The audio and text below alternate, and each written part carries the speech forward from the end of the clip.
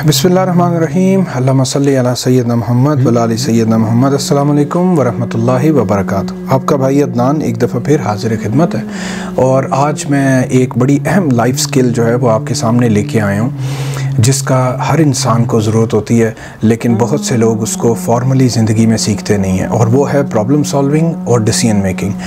हस्बे आदत मैं आपको ये शेयर करूँगा, इसमें अल्लाह की किताब से भी रोशनी शेयर करूँगा और जो अदरवाइज़ जहाँ से भी इल्म ले रखा है वो भी शेयर करता हूँ। तो आइए देखते हैं।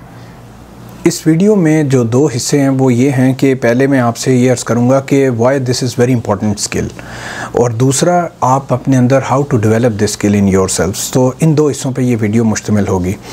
पहले मैं ज़िक्र करने जा रहा हूँ कि ये अहम क्यों है, ये लाइफ स्किल मैं क्यों कहता हूँ ये ज़िंदगी में बड़ी अहम है। प्लीज़ याद रखें कि इस दुनिया की ज़िंदगी में आप जिस कैपेसिटी में भी हैं, आप चाहे फैमिली के मेन मेंबर हैं, पेरेंट हैं, स्पाउस हैं, आप एम्प्लॉई हैं, बिज़नेसमैन हैं, किसी भी बिज़नेस में, in all these domains of life आपको मुश्किलात, प्रॉब्लम्स आएंगी, और ये आती हैं।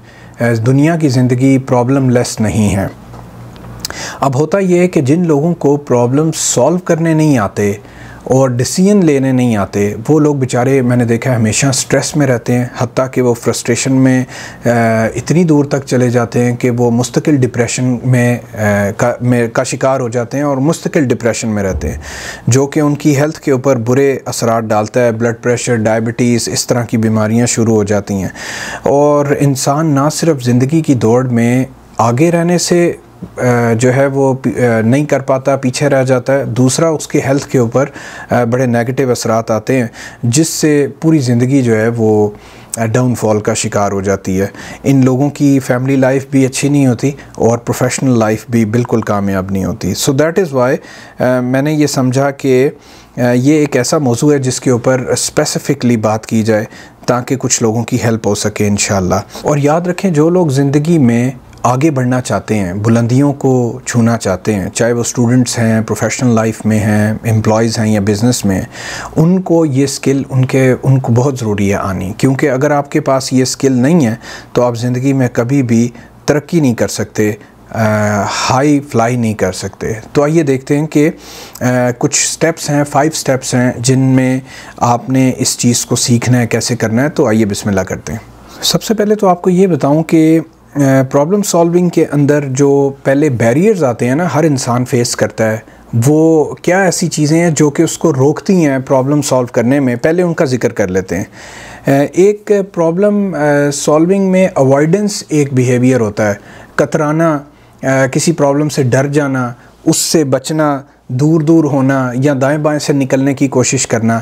ये अवॉइडेंस एक बिहेवियर है जो कि ख़राब करता है इंसान को। याद रखें, प्रॉब्लम आपकी आंखें बंद कर लेने से ख़त्म नहीं होता, ना वो हल होता है और ना ही उस पर कोई फ़ैसला लिया जा सकता है, बल्कि वो और आसेब बनता जाता है और आपके ऊपर सवार हो जाता है। सो याद रखने की चीज़ है, सबसे पहली चीज़ कि आपने अवॉइड नहीं करना, प्रॉब्लम से भागना नहीं है, किसी भी फ़ैसला करने से नहीं भागना। ब्रेव लोगों की तरह, बहादुरों की तरह उसके सामने खड़े होना है, उसके चैलेंज को एक्सेप्ट करना है और फिर सोचना समझना है इसका क्या करना है। दूसरी चीज़ होती है बायसेस। हमारे अक्सर लोग बायसेस की वजह से प्रॉब्लम को सॉल्व नहीं कर पाते। बायस होता है बिला किसी जवाज़ के, बिला किसी मंतक के किसी की तरफदारी करना, या वो किसी इंसान की भी हो सकती है या किसी और मामले पे किसी भी चीज़ की तरफ हो सकती है कि जी उसकी साइड लेना किसी की। ये प्रॉब्लम ऐसी है, इसको हम बायस बोलते हैं इंग्लिश में। ये भी प्रॉब्लम पैदा करती है, ये प्रॉब्लम्स को सॉल्व करने में एक रुकावट है और डिसीजन मेकिंग नहीं कर सकते। फिर अननेसेसरी कंस्ट्रेंट्स एक चीज़ है। बाज़ वक्त आप ऐसी हदें जो है वो मुतय्यन करते हैं, ऐसी रुकावटें ख़ुद से ही बना लेते हैं कि जी इनकी वजह से जो है वो हमारा मसला हल नहीं हो रहा, हालांकि उनका आपके मसले से कोई ताल्लुक़ नहीं होता। सो अननेसेसरी जो बिला वजह के कंस्ट्रेंट्स हैं उनको रिमूव करना होता है, ये बैरियर हैं। फिर इररेलेवेंट इंफॉर्मेशन और डेटा जो है वो भी बाज़ वक्त प्रॉब्लम क्रिएट करता है। आप किसी भी प्रॉब्लम को सॉल्व करने के लिए गलत किस्म का डेटा और गलत बातों के ऊपर बेस करके किसी चीज़ का फ़ैसला करने जा रहे होते हैं, वो फ़ैसला भी हमेशा गलत होता है, या कर ही नहीं पा रहे होते अव्वलन, और अगर कोई फ़ैसला कर भी लेते हैं तो वो गलत होता है। क्यों? उसके पीछे जो इन्फॉर्मेशन है जिसकी बेस पे, या जो डेटा है जिसकी बेस पे आप कर रहे हैं, वही गलत होता है। सो ये 3-4 मैंने अर्ज़ किया कि ये ऐसे बैरियर्स हैं जो आपको प्रॉब्लम सॉल्व करने में रुकावट पैदा करते हैं और आप अच्छे डिसीजन नहीं कर सकते। अब आगे हम देखेंगे स्टेप बाय स्टेप। पहला स्टेप नंबर 1 देखने जा रहे हैं कि किसी भी प्रॉब्लम को कैसे हल किया जा सकता है। तो स्टेप नंबर 1 ये है कि आइडेंटिफाई द प्रॉब्लम। सबसे पहले आप मसले को जाने तो सही, मसला है क्या। एट टाइम्स लोग सिर्फ बेजार होते हैं, परेशान हो रहे होते हैं, स्ट्रेस्ड होते हैं, लेकिन उनको ये नहीं पता होता कि मेरा मसला क्या है। या एट टाइम्स आप अपने किसी पार्टनर का, किसी दोस्त बहन भाई का, किसी जो है उसका मसला, उसको देख रहे होते हैं कि वो परेशानियों में है और उसकी वजह से आप भी परेशान हो रहे होते हैं, लेकिन आपको प्रॉब्लम का नहीं पता होता। तो सबसे पहले मसला क्या है उसको आइडेंटिफाई करना होता है, उसको नाम देना होता है। इवन उसको स्टेटमेंट देनी पड़े तो कोई स्टेटमेंट दें कि ये मसला है इस बंदे का या मेरा, ताकि आपको पता लग जाए अच्छा जी ये प्रॉब्लम है और इसको हल करना है। अब इसके बीच में इस मामले में एक चीज़ को क्लियर करें। बाज़ लोग सिम्टम्स को प्रॉब्लम समझते हैं, तो ये याद रखना है कि सिम्टम प्रॉब्लम नहीं है। सिम्टम सिर्फ एक सिग्नल है जो आ रहा है कि कोई मसला है, तो उस मसले तक पहुंचना होता है, उसकी रूट पे जाना होता है। फॉर एग्ज़ाम्पल मैं देखता हूँ कि किसी की कोई स्पाउस हैं, उनका आपस में मसला ऐसा है कि एक जो पार्टनर है आपका लाइफ पार्टनर, वो हर वक्त गुस्से में है, बेजार है, आवाज़ार है, और आप समझ रहे हैं कि इसका मसला जो है वो गुस्सा है। ऐसा नहीं है, वो सिम्टम है सिर्फ जो दिखाई दे रहा है ऊपर से, जो फ्लैश लाइट, रेड लाइट जल रही है, सिर्फ वो प्रॉब्लम नहीं है। वो गुस्सा इज़ नॉट द प्रॉब्लम, वो बेजारी प्रॉब्लम नहीं है। उसकी रूट में जाना है कि ये गुस्सा क्यों आ रहा है और ये बेजारी क्यों है। सो जब आपको ये पता लग जाएगा कि यार ये मसला तो कुछ और है और ये उसकी वजह से ये हो रहा है, then only you can go and address that problem. So ये स्टेप नंबर 1 है जो बड़ा इंपॉर्टेंट है। इसी में लोग मार खा जाते हैं और फिर कभी आगे उसके हल की तरफ नहीं जा पाते। फिर स्टेप नंबर 2 ये है कि do not kill the problem. कभी भी पैनाडोल ट्रीटमेंट ना करें किसी भी मसले का, कि सतही तौर पे ऊपर से आप कुछ थोड़ा बहुत ऐसा करें कि जिससे वक्ती वो हल हो जाए और उसके बाद फिर वो सरफेस कर जाए, अपीयर कर जाए। करना ये होता है हमेशा कि क्रिटिकल थिंकिंग एक टेक्निक है जो कि लफ्ज़ मुश्किल लग रहे हैं, है सब बहुत आसान। आपने ज़रा गहरी सोच चलानी होती है, सोचना होता है, रूट कॉज तक जाना होता है, मसले की तह तक कि ये मसला जो है वो at the first place appear क्यों हो रहा है, कहाँ से ये जन्म ले रहा है, जो उसकी रूट है, जड़ें हैं, वहाँ तक पहुँच के फिर उसका हल तलाश किया जाता है कि इसको जो है अब क्या करें कि ये मसला हल हो और ये दोबारा अपीयर ना हो। इसमें मैं आपसे बात बताऊँ कि आगे मैं कुछ अल्लाह की किताब से भी रोशनी आपसे शेयर करूँगा, लेकिन मैं आपसे अर्ज़ करूँ कि बाज़ वक्त इंसानों की जहनों की वो कैपेसिटी नहीं होती कि वो रूट तक जा सकें। रूट तक चले भी जाएं तो फिर उसका हल नहीं समझ आ रहा होता। कुछ लोग उसका कर लेते हैं हल, वो भी उनको अताएँ होती हैं। सो आपसे कहना ये है ज़रूरी कि जब भी कभी आप ऐसा फेस करें कि कोई मसला है अब जिसकी आप रूट तक पहुंच चुके हैं और अब आपको लेकिन समझ नहीं आ रहा इसका हल क्या है, तो एक टूल हर किसी के पास है और वो उसको यूज़ कर सकता है, जो कई किताबें नहीं बताती, लेकिन मैं आपसे शेयर करता हूँ। बहुत ज़बरदस्त है, समझने की चीज़ है। याद रखें कि हमने अल्लाह ताला को ज़िंदगी में प्लस नहीं किया, अगर माइनस नहीं किया तो प्लस भी नहीं किया होगा, और यही मसाइल हैं। आप नमाज़ पढ़ें और दरूद पढ़ के अल्लाह के नबी पर अल्लाह से दुआ मांगें, अल्लाह जी ये मसला है जो मुझे समझ तो आ गया है और मैं हल करने की कोशिश भी कर रहा हूँ, समझ भी रहा हूँ इसके हल क्या हो सकते हैं, लेकिन मैं तन्हा काफ़ी नहीं हूँ, आप मेरी मदद करें, मुझे रोशनी दें जिस तरह आप अपने नबियों को रोशनियाँ देते रहे हैं, और मैं इस मसले से समहाउ निकल जाऊं। और फिर दोबारा एंड पे दरूद पढ़ लें ताकि आपकी दुआ के अव्वल आखिर दरूद हो जाए। सो आप अल्लाह से हेल्प का सिग्नल ज़रूर लें प्लीज़। इस सिलसिले में इस्तिखारे की दुआएं भी हैं, रात में भी सोने से पहले इस्तिखारा कर सकते हैं, टाइम्स आपको इशारा हो सकता है। सो ये एक चीज़ थी जो मुझे आपसे शेयर करनी है। इससे अब आगे चलते हैं स्टेप नंबर 3 पे। अच्छा जी, स्टेप नंबर 3 ये है कि आप किसी भी प्रॉब्लम का एक हल ना सामने लाएं। सबसे पहले तो अकेले हल ना सोचें।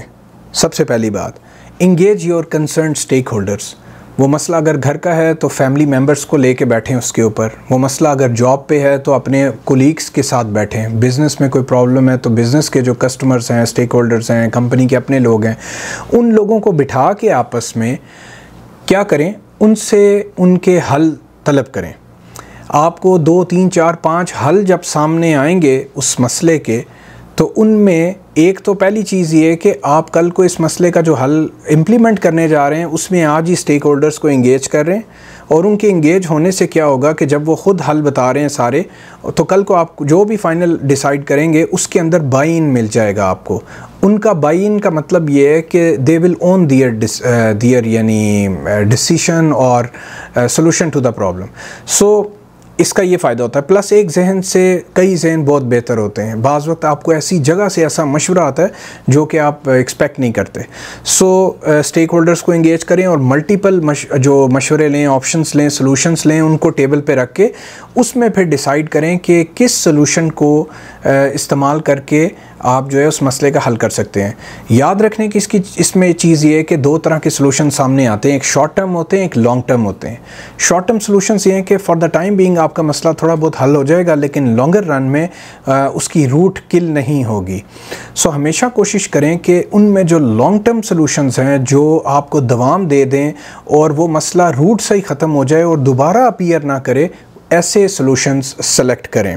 और एक और कॉन्सेप्ट है, हम कहते हैं सिस्टम्स अप्रोच, कि आप कुछ हल कोई भी ऐसा ढूंढें कि आप अपने निज़ाम के अंदर, चाहे वो घर का निज़ाम है, चाहे आप जहाँ जॉब कर रहे हैं वहाँ कोई प्रोसीजर है, सिस्टम है, या आप अपना बिज़नेस कर रहे हैं और उसके अंदर कोई प्रोसीजरल मैटर्स हैं या पॉलिसी मैटर्स हैं, उनके अंदर ऐसी चेंज लाएं कि जो आपके निज़ाम के अंदर परमानेंट चेंज आए, ऐसी जो कि कल को इस सेम प्रॉब्लम को रीअकरेंस से आपको बचाए, कि ये दोबारा यही मसला उठ के ना आए, रूट से ही किल हो जाए, आपका निज़ाम ही ऐसा मॉडिफाई हो जाए।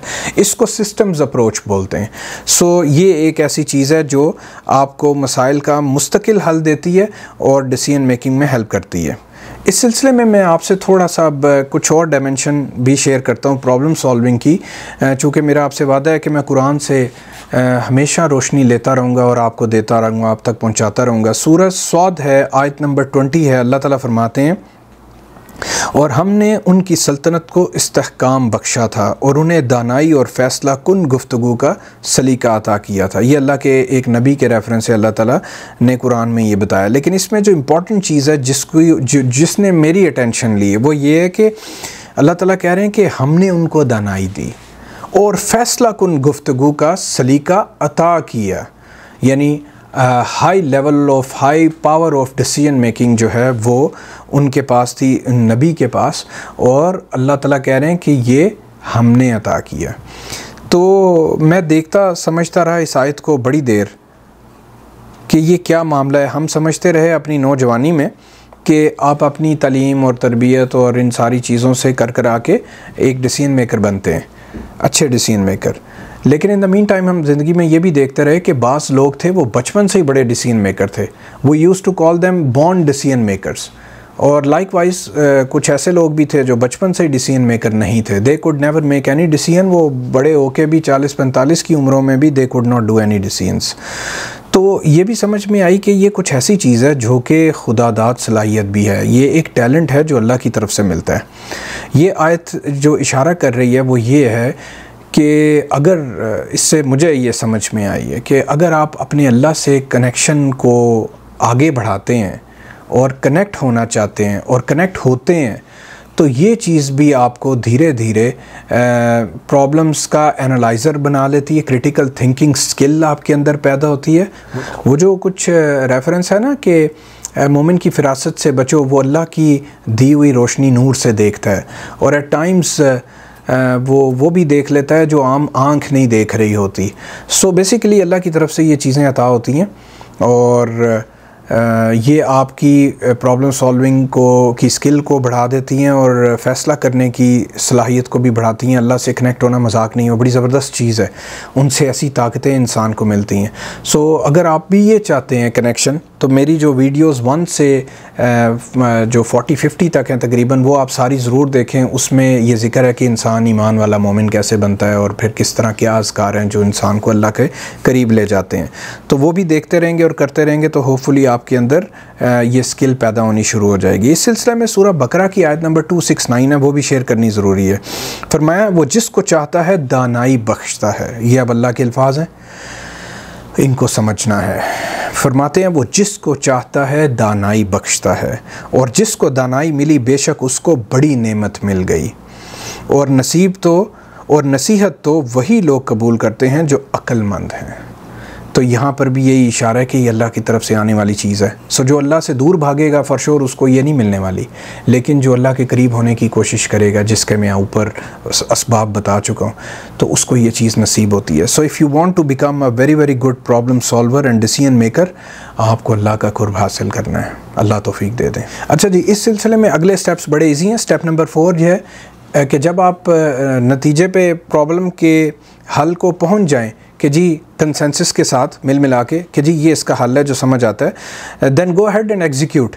उस हल को एग्जीक्यूट कर दें ताकि अमल में ले आएँ, ताकि आपका वो मसला हल हो जाए। स्टेप नंबर 5 है मेजर द रिज़ल्ट्स, कि उसके बाद फिर आप रिज़ल्ट्स देखें कि आपने जो मिल मिला के सोच विचार करके जो हल निकाला था, जो फ़ैसला किया था और उस मसले को दूर करने के लिए उसके नताइज क्या आ रहे हैं। Keep watching. अगर तो आप फील करते हैं कि हाँ जी मसला हल हो गया है, तो ज़बरदस्त, आपने एक कामयाब प्रोसेस से आप निकल गए और उस चीज़ को आप अपना मुस्तकिल सिस्टम का हिस्सा बना लें कि आइंदा से हम करेंगे ही ऐसे, ताकि हमारे निज़ाम में, चाहे वो घर का, फैमिली का, किसी कंपनी का, बिज़नेस का, वो उसमें ऐसे मसाइल दोबारा ना आए। तो ये तो हो गया मॉनिटरिंग ऑफ द रिज़ल्ट्स में, ये एक चीज़ हो गई। लेकिन अगर आप देखते हैं कि नहीं हमारे मसले का हल नहीं निकला, स्टिल हम जूं के तूं वहीं खड़े हैं, तो इसके लिए फिर आपको दोबारा जो है वो स्टेप नंबर 1 जिस तरह मैंने बोला था 1 2 3 से फिर गुजरना होगा। एक दफ़ा फिर सोच विचार करनी है, अल्लाह से भी मदद मांगनी है, and you will reach to a point कि आपको उसका कोई और हल समझ आएगा। फॉर श्योर पहले स्टेप्स में कोई गलती हुई होगी जिस वजह से 5वें स्टेप में मॉनिटरिंग में आप देख रहे हैं कि वो मसला हल नहीं हुआ और जूं का तूं खड़ा है। सो जब आप इस साइकिल से 2-3 दफ़ा एट टाइम्स गुजर जाएंगे तो आप देखेंगे कि इंशाल्लाह द पॉइंट विल कम कि जहां आपका वो मसला, उसका मुस्तकिल हल निकल आएगा और आप उससे निकल के बेहतरी की तरफ चले गए होंगे। तो ये कुछ था 5 स्टेप प्रोसेस जो प्रॉब्लम सॉल्विंग और डिसीजन मेकिंग का मैं आपसे शेयर करना चाह रहा था, वो हो गया। अल्लाह ताला से दुआ ये है कि अल्लाह ताला हमारे अंदर ये चीज़ पैदा करें कि हम लोग ये स्किल हासिल कर लें और इससे फ़ायदा उठाएं। इस सिलसिले में एक आखिरी बात करनी बहुत ज़रूरी है। मैं ये देख रहा हूँ कि ये all of a sudden one day में आने वाली स्किल नहीं है। एक तो कुछ लोगों को बाय बर्थ मिली होती है, जिनको नहीं मिली उनके लिए क्या करना है। प्लीज़ मुझे आपसे रिक्वेस्ट ये करनी है कि आप अपने बच्चों को आज से ही उनके अंदर ये स्किल पैदा करनी शुरू करें। उनकी ज़िंदगी के कई छोटे छोटे डिसीजंस होते हैं जो अक्सर माँ बाप ख़ुद ले रहे होते हैं, वो आपने ख़ुद लेने छोड़ देने। Let your children decide on daily routine things जो उनको करनी होती हैं। उनके अंदर फ़ैसला करने की क़ुव्वत पैदा करनी है और वो ऐसे करनी है कि आप कहना बेटा आप ये फ़ैसला ख़ुद करें। यू थिंक, जब बच्चा आपको पूछता ना कि जी बाबा मैं क्या करूं इस चीज़ के ऊपर, तो हमेशा उसको फ़ौरन हल, माँ बाप के लिए आसान काम होता है फ़ौरन बोल देना कि ये तू बस इस तरह कर ले। क्यों? आपने एक्सपीरियंस हासिल किया होता है ज़िंदगी में एंड यू नो कि उसका हल क्या, आप उसको दे देते हैं, उसको स्पून फीड मिल जाती है और वो आगे बढ़ जाता है। वो मसाइल का शिकार तो नहीं होता, उसको हल मिल रहे होते हैं आपसे, लेकिन इस दरख्त की छाँव में जो प्रॉब्लम आ रहा होता है वो ये आ रहा होता है कि आप उसके अंदर क़ुव्वत फ़ैसला जो है उसको सप्रेस कर रहे होते हैं, तो वो उसमें स्किल डेवलप ही नहीं होती। सो आपने क्या करना है, आपने कहना है बेटा कोई भी सिचुएशन है, वो आपसे हेल्प लेने आता है, पूछता है कि मैं इस मसले का क्या हल करूं, तो उसको कहें कि बेटा ख़ुद सोचो ज़रा बैठ के 5-10 मिनट कि क्या हल हो सकता है इस चीज़ का, क्या फ़ैसला बेहतर रहेगा। तो उसके दिमाग को थोड़ी सी एक्सरसाइज दें। लेट हिम और हर थिंक कि इसके पॉसिबल सॉल्यूशंस क्या हैं। अगर उसको नहीं समझ आ रही, थोड़ी देर में आ जाएगा कि बाबा मुझे कोई समझ नहीं आ रही, मैं क्या करूं। बेटा कोई मसला नहीं, आप अपने भाइयों से, अपनी बहनों से, अपने दोस्तों से, अपने कज़न्स के साथ, किसी के साथ भी डिस्कस करो, देखो आप लोग मिल के क्या हल निकाल पाते हो। सो ये एक और उनको मुशावरत की आदत आप डालेंगे और उससे वो कुछ ना कुछ ले आएंगे। इन द एक्सट्रीम केस वो कुछ भी नहीं ला पाते हैं या गलत फ़ैसला भी लेके आ जाते हैं, नेवर माइंड इट। आपने एटलीस्ट उनको थोड़ा सा उनके दिमाग को हरकत दे दी, और ये हरकत करते करते हो सकता है ज़िंदगी के आगाज़ में वो सारे फ़ैसले गलत करें, लेकिन गलत फ़ैसलों से ही इंसान चलता चलाता एक दिन आता है कि वो अपने लेसन लर्न जो होते हैं, जो स्टेप 5 मैंने मॉनिटरिंग का आपको बताया, उससे वो अच्छे फ़ैसले करने लगता है। सो करते करते उसका हौसला, इतना कॉन्फिडेंस बढ़ जाता है कि वो ज़िंदगी में अपनी ज़िंदगी के बड़े बड़े फ़ैसले ख़ुद करने के काबिल हो जाता है। और यही तरीका है किसी को भी डिसीजन मेकिंग और प्रॉब्लम सॉल्विंग की स्किल सिखाने का। ये किसी किताब से नहीं आती, किसी दम करने से नहीं आती, एक अल्लाह की मदद से आती है। जो लोग अल्लाह से कनेक्ट होते रहते हैं उनको ये दानाई, ये फ़हम, ये फ़रासत, नूर मिलता है जिससे वो ये कर पाते हैं। और दूसरा एक्सरसाइज से, बचपन से ही। सो ये चीज़ प्लीज़ आप अपने बच्चों को सिखाएं और उनकी हेल्प करें इसमें, ताकि वो बड़े होकर भी बच्चे ना रहें, वो वाकई बड़े हो जाएं। अल्लाह से दुआ है और उम्मीद है कि अल्लाह ताला हम सारों को रोशनी दें, हम लोग ये स्किल सीखें ताकि हमारी ज़िंदगियों में जो मसाइल हैं वो ख़त्म होने शुरू हो जाएं, ज़िंदगियाँ पुरसुकून कूल हो जाएं। लोग कहते हैं ना कूल लाइफ है, कूल हो जाए इंशाल्लाह। और यही सक्सेसफुल ज़िंदगियों का राज है। अल्लाह तौफीक दे दे, मदद कर दें, दुआ में याद रखें। अल्लाह से तमन्ना हमेशा यही है कि अल्लाह ताला हम सबको कामयाब करें हर जहान में। बहुत खुश रहें। अल्लाह आपका हामी और नासिर हो। अस्सलाम वालेकुम वरहमतुल्लाहि वबरकातुहू।